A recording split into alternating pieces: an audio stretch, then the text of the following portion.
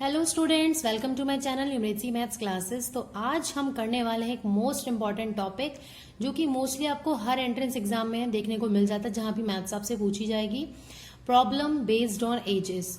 अब एज वाले जो क्वेश्चंस होते हैं, उम्र वाले जो क्वेश्चंस होते हैं, बहुत ही इजी क्वेश्चन होते हैं। तो अगर इस टॉपिक को आज इस वीडियो को अच्छे से देख लोगे, ये टॉपिक आपका क्लियर हो जाएगा और आप कोई भी इससे रिलेटेड क्वेश्चन नहीं छोड़ के आओगे, आई गारंटी। क्योंकि ये टॉपिक बहुत ईजी है। अगर मैंने बहुत वैरायटी ऑफ क्वेश्चंस ढूंढे हैं, अगर आप ये क्वेश्चंस कर लेंगे और काफी क्वेश्चंस प्रैक्टिस करेंगे तो आपका टॉपिक क्लियर हो जाएगा। तो चलिए टाइम वेस्ट न करते हुए स्टार्ट करते हैं हम टॉपिक। बेसिकली एज वाले क्वेश्चन में हमारे पास्ट, प्रेजेंट, फ्यूचर तीनों की बात होती है, राइट। मैक्सिमम बल्कि 99% केसेस में हम प्रेजेंट वाली एज को एक्स ईयर्स लेट करते हैं, क्योंकि हम प्रेजेंट ईयर में ही कम ज्यादा करते हैं। अगर मान लो मैं आपसे कहती हूँ अभी आपकी एज 20 ईयर्स है, तो आज से 5 साल पहले, पास्ट में, हम पास्ट में आ गए ना, आज से 5 साल पहले, पहले मतलब पास्ट में आ गए, या अगो वर्ड आपको देखने को मिल सकता है, 5 ईयर अगो, या 5 साल पहले हिंदी वालों के लिए मिल सकता है। तो उसमें आप क्या लिखेंगे, जो अब आपकी एज है, मतलब अगर आपकी एज अभी 20 ईयर्स है, उसमें से आप 5 साल माइनस कर दो। 5 साल पहले आप कितने साल के रहे होंगे? 15 साल ना।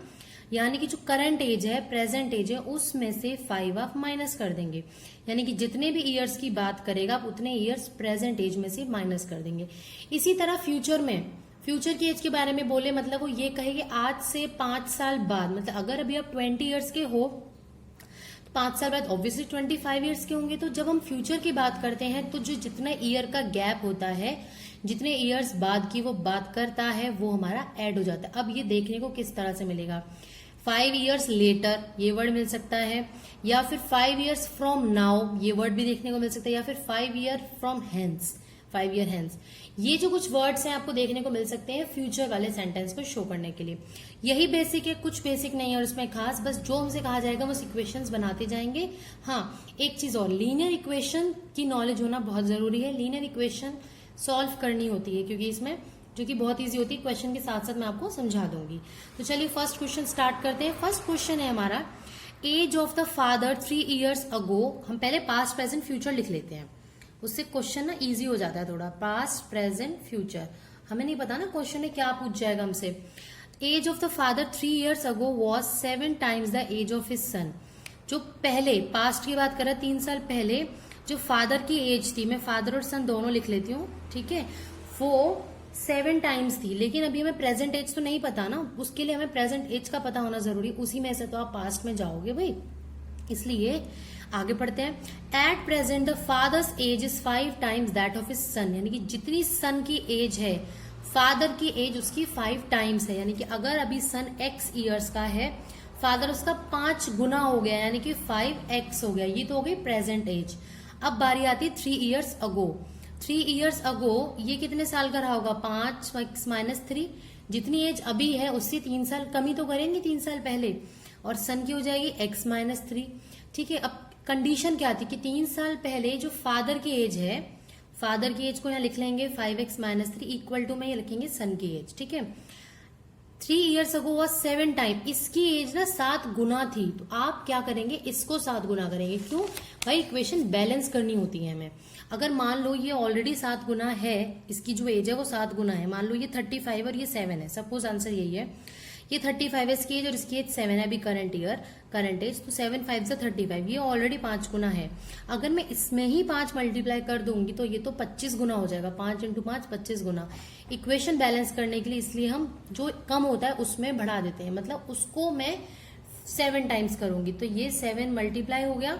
अब इक्वेशन सॉल्व कैसे करते हैं देखिए, इक्वेशन कैसे सॉल्व करते हैं देखो, हमेशा सिंप्लीफाई करेंगे, पहले 7 से मल्टीप्लाई हो रही है ब्रैकेट, 7 को x से करेंगे तो 7x plus minus minus 7 3 21।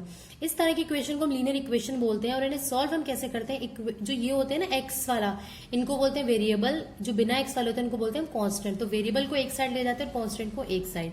7x ज्यादा है तो मैं इसको नहीं शिफ्ट करूंगी, कम वाले को उधर ले जाऊंगी, 7x, और ये प्लस का 5x से कुछ भी साइन नहीं, मतलब प्लस का है, इधर आके हो गया माइनस का, -3 ऑलरेडी यहाँ है, माइनस का 21, इधर आके किसका हो जाएगा? प्लस का 21, साइन चेंज होते हैं। तो 21 माइनस 3 हो गया 18, 7x माइनस 5x हो गया 2x, तो x की वैल्यू आ गई है 9। x 9 आ गई और हमसे फादर और सन दोनों की एज पूछी थी। अब x की वैल्यू 9 आई है, यानी कि सन की प्रेजेंट एज 9 है, तो 9 5 जा 45, तो सॉरी 9, हाँ 9 5 जा 45, तो 45 इसकी एज हो गई, तो 45 एंड 9 ये हमारा आंसर हो गया, ऑप्शन बी। ठीक है, अब एक तरीका और है, ये तो था ट्रेडिशनल मेथड। अगर हमें ऑप्शन में से ही देखना होता, कुछ क्वेश्चन ना ऑप्शंस में देख के ही हो जाते हैं, कुछ क्वेश्चंस ऑप्शन में देख के चेक करने में इतना टाइम लगता है कि इतनी देर में हम सॉल्व कर लेते हैं। तो मैं आपको ये प्रेफर करूंगी आप कॉन्सेप्ट से सॉल्व करें। अगर आपका कॉन्सेप्ट स्ट्रांग हो गया तो बहुत ज्यादा टाइम नहीं लगता इन क्वेश्चन को सॉल्व करने में गाइज। हाँ, ऑप्शन से जाने में टाइम ज्यादा लग सकता है, हो सकता है आपका पहली बार में करेक्ट ऑप्शन उठ जाए तो टाइम वेस्ट नहीं हुआ। हो सकता है आपने जो ऑप्शंस उठाने शुरू करे लास्ट वाला जो ऑप्शन है वो करेक्ट था, तो टाइम वेस्ट हो गया ना। बट चलो मैं एक बार फिर भी सिखा देती हूँ ऑप्शन से कैसे चेक करते हैं। मान लो 35 एंड 7 की बात करती हूँ, उसने बोला क्या है प्रेजेंटली 5 गुना है, तो 7 पंजे 35, 5 गुना तो है, यानी कि ये हो सकता है। ठीक है, 3 साल पहले ये 35 माइनस 3 कितना हो जाता 32, 7 माइनस 3 कितना हो जाता 4, 4 अट्ठे 32, ये तो 8 गुना हो गया, लेकिन 3 साल पहले कितनी थी 7 गुना, तो ये कैंसिल हो गया। अब 45 एंड 9 की बात करते हैं, 9 पंजे 45, 5 गुना तो है। ठीक है, अब हमें देखना 3 साल पहले 45 माइनस 3, 3 साल पहले एज कम हो गई तो 42 हो गया, 9 माइनस 3 6 हो गया, 6 7 जा क्या होता है 42, 7 टाइम्स है, यानी कि ये हमारा करेक्ट ऑप्शन हो गया 45 एंड 9। तो ऑप्शन से देख के अगर जल्दी से आप समझ पा रहे हो तो बहुत बढ़िया, नहीं तो कॉन्सेप्ट से करिए। ठीक है, नेक्स्ट क्वेश्चन है A is 2 years old than B, old मतलब बड़ा है, ए जो है बी से 2 साल बड़ा है। Who is twice as old C, C से बी 2 गुना है, बी की जो उम्र है वो सी से 2 गुनी है। अब इसमें लेट किसकी एज करेंगे, हमेशा सबसे छोटे वाले की एज को कंपेयर करने की कोशिश क्या करो, लेट करने की कोशिश क्या करो, क्योंकि देखो ए बी से बड़ा है और बी सी का दुगना है, तो बेटर ये कि मैं सी की एज को लेट करूं। सी की एज अगर एक्स है तो बी, क्योंकि इसमें पास्ट प्रेजेंट फ्यूचर का जिक्र नहीं हुआ है तो मैं पास्ट प्रेजेंट फ्यूचर नहीं लिख रही हूँ। बी की उम्र सी से दुगनी है, यानी कि सी की एक्स है तो बी की उसकी दुगनी यानी कि 2x हो जाएगी।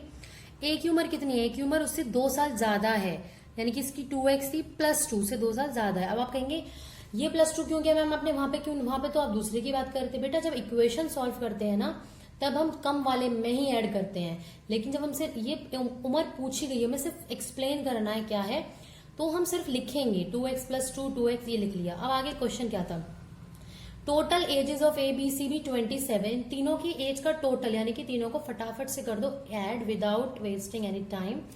ऐड करके 27 आया, एक्स एक्स वालों को ऐड करो, 2 प्लस 2 इसके आगे कुछ नहीं मतलब 1 हो गया, 5x 27 प्लस का 2 हो गया माइनस का 2, तो ये हो गया 5x इज इक्वल टू 25, यानी कि x की वैल्यू क्या आ गया इस 25/5 that is 5।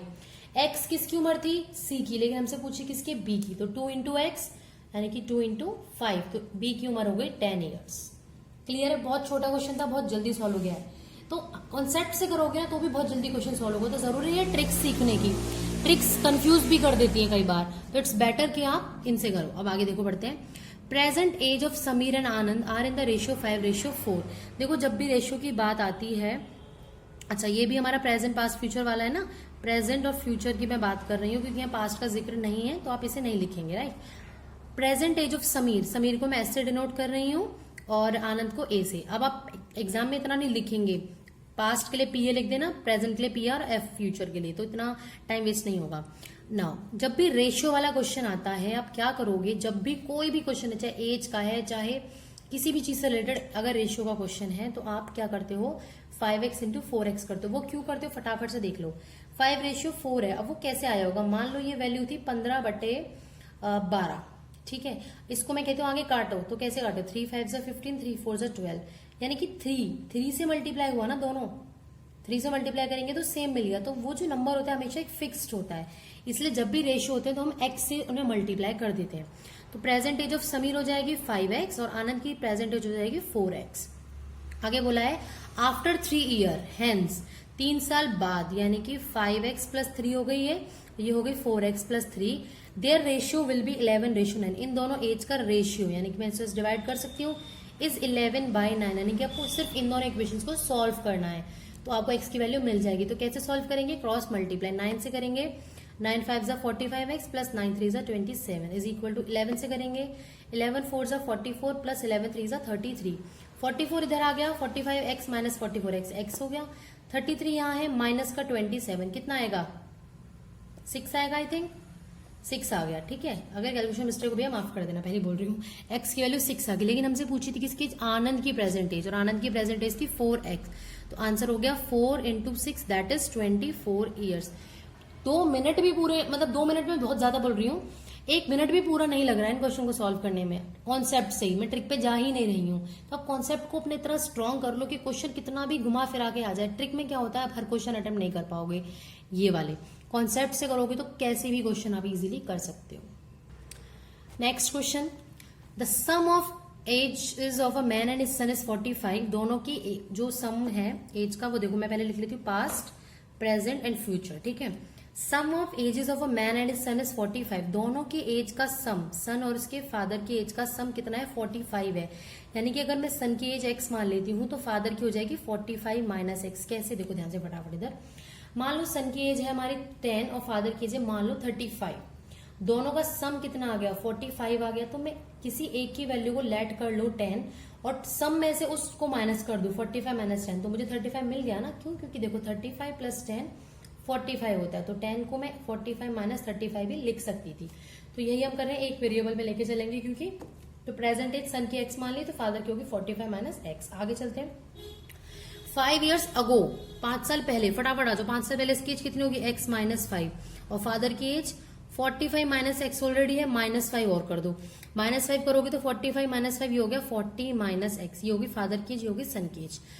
5 years ago the product of their ages is equal to 4 times of his father's age at that time.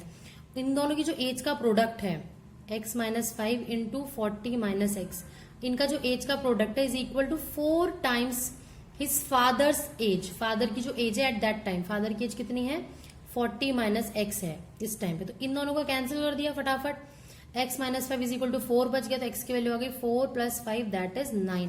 x की वैल्यू 9 यानी कि सन की एज आ गई 9। 45 में से 9 माइनस कर दो, कितना आएगा 36, तो 36 को माना यानी कि बी ऑप्शन। इजी था, दोबारा से सुन लेंगे। हमें कंडीशन है गिवन थी कि जो 5 years अगो एज है उन दोनों एज का जो प्रोडक्ट है वो इक्वल है 4 times of his father's as. ये 4 टाइम था ना, ये 4 गुना था, तो मैंने इसको 4 गुना कर दिया, ठीक है, 4 गुना कर दिया। अब मल्टीप्लाई करते तो टाइम वेस्ट करते ना, इसलिए मैंने मल्टीप्लाई नहीं किया, ये दोनों हो गए कैंसिल, x माइनस 5 4 आ गया। अब इसको ऑप्शन से देखते तो कैसे देखते, देखो इन दोनों का सम 45 बनता है, इसका तो बनता नहीं था तो वैसे ही एलिमिनेट हो गया। अब इन दोनों का सम 45 बनता है तो ये दोनों ऑप्शन हो सकते हैं। अब आगे बढ़ते हैं। 5 years अगो, मान लो मैं इस ऑप्शन की बात करती हूँ, 5 years अगो ये हो जाएगा 30 और ये हो जाएगा 5, ठीक है। अब बोला क्या है कि उन दोनों की एज का प्रोडक्ट, इनकी एज का प्रोडक्ट कितना हो गया 150 इज इक्वल टू, क्या ये इक्वल है 4 times of his father's as, 4 times his father's as यानी कि 4 into 30 विच इज 120, नहीं है इक्वल। बचाइए ऑप्शन, ये करेक्ट हो जाएगा, नहीं तो चेक भी कर सकते हो। 36 माइनस 5 कितना होता है, 36 माइनस 5 31 होता है, और 9 माइनस 5 4 होता है, इनको प्रोडक्ट करो 124 आ गया। क्या ये इक्वल है 4 times his father's as, yes it is equal, यानी कि यही एज है 36 और 9। तो कुछ क्वेश्चन ऑप्शन से इजीली हो पा रहे हैं तो हम उन्हें ऑप्शन से ट्राई कर लेंगे। अगर आपको लगता है ऑप्शन से टाइम वेस्ट हो रहा है तो कॉन्सेप्ट पे भी ज्यादा टाइम भैया नहीं गया, तो आप कॉन्सेप्ट से भी कर सकते हो। एक दो क्वेश्चन और डिस्कस करते हैं कॉन्सेप्ट को और स्ट्रांग बनाने के लिए। क्वेश्चन है, Mohit's father is 26 years younger than Mohit's grandfather. जो मोहित के फादर हैं वो 26 years छोटे हैं मोहित के ग्रैंडफादर से। तो मैं लिख लेती हूँ, एक तो ग्रैंडफादर की बात हो रही है, एक फादर की बात हो रही है, और एक मोहित की बात हो रही है, ठीक है। मोहित के जो फादर है वो 26 years छोटे हैं मोहित के ग्रैंडफादर से। जो ग्रैंडफादर की एज होगी उससे फादर छोटे हैं। एंड जो मोहित है उससे जो उसके पापा हैं, देखो एंड 29 years ओल्डर देन मोहित, और मोहित से 29 years बड़े हैं वो। तो आप क्या कर सकते हैं, मोहित की एज को लेट कर सकते हैं, फादर की एज को भी लेट कर सकते हैं, किसी भी एक की एज को लेट कर सकते हैं। मान लो आप मोहित की एज को लेट करते हो, मोहित की एज x मान लिया आपने, तो मोहित के जो पापा हैं वो मोहित से 29 years बड़े हैं, यानी कि x प्लस 29 हो गई, ये हो गई फादर की एज। और जो मोहित के ग्रैंडफादर हैं, मोहित के जो ग्रैंडफादर हैं, या ये कहो मोहित के फादर 26 years छोटे हैं, या मैं इसको ये भी तो कह सकती हूँ कि मोहित के ग्रैंडफादर 26 years बड़े हैं फादर से, यानी कि जो ये फादर की एज आई है इसमें 26 में ऐड कर दो। समझ में आई बात भाई, फादर ग्रैंडफादर से 26 साल छोटे हैं, या मैं ये कहूँ ग्रैंडफादर फादर से 26 साल बड़े हैं, एक ही बात है ना, इनको कर देंगे ऐड 9 और 6 15 का 5 असली है 2 2 4 1 5। x प्लस 55 हो गई ग्रैंडफादर की, फादर की x प्लस 29 और मोहित की x। आगे बोला है the sum of the ages of all the three is 135। इन तीनों की एज का सम यानी कि x plus 29 x plus 55 is equal to 135 है। तीनों को x स्क्वायर करेंगे 3x आ गया प्लस 9 और 5 14 का 4 असली है 5 6 7 84 बन गया 135। तो 3x की वैल्यू कितनी आ गई 135 माइनस 84। 5 में से आ गया 1, मैं ऐसे लिख रही हूँ मतलब लिखते तो इधर है, ठीक है। 8 9 10 11 12 13 5 आई थिंक यही आएगा, देख लेंगे एक बार। 4 और 1 5, हाँ 51। तो x की वैल्यू आ गई 51/3 यानी कि 17। और x क्या माना था मैंने, मोहित को ही माना था, यानी कि मोहित की करंट एज है 17 ईयर्स। समझ में आ गया। फादर की एज भी लेट करके कर सकते थे, बट मेरे को ये लगता है कि जो सबसे छोटा वाला होता है उसकी एज लेट करना ज्यादा आसान होता है हमारे लिए, ठीक है। Next question.